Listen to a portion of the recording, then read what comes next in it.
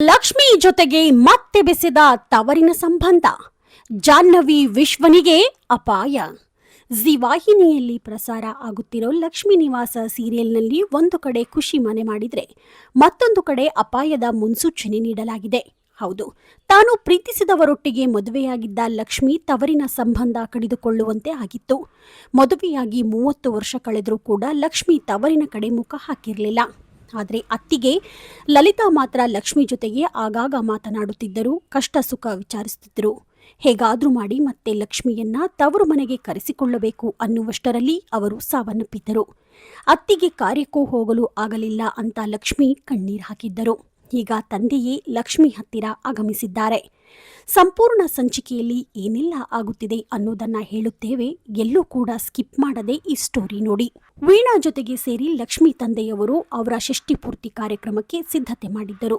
ಮನೆ ಮಂದಿಯೆಲ್ಲ ಒಟ್ಟಾಗಿ ದೇವಸ್ಥಾನದಲ್ಲಿ ಸೇರಿದ್ರು. ಒಂದು ರೀತಿಯಲ್ಲಿ ಹಬ್ಬದ ವಾತಾವರಣವೇ ಅಲ್ಲಿ ನಿರ್ಮಾಣವಾಗಿತ್ತು.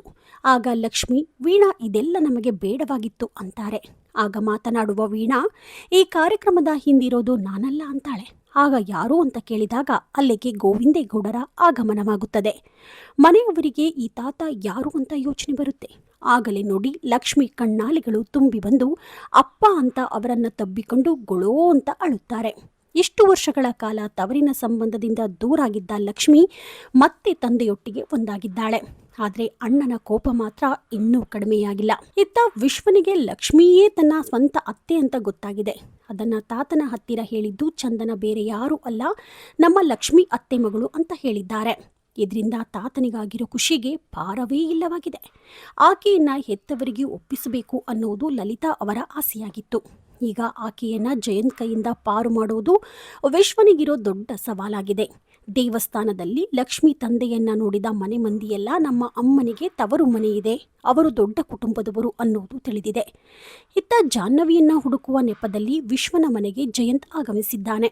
ಅವರು ದೇವಸ್ಥಾನಕ್ಕೆ ಹೋಗಿರೋದನ್ನ ತಿಳಿದು ಅಲ್ಲಿ ಹೋಗಿದ್ದಾನೆ. ಜಾನು ಬದುಕಿರೋ ವಿಚಾರ ಜಯಂತ್ಗೆ ತಿಳಿದಿದ್ದರೂ ಅದನ್ನು ಆತ ಅವರ ಮನೆಯವರಿಗೆ ತಿಳಿಸಿಲ್ಲ.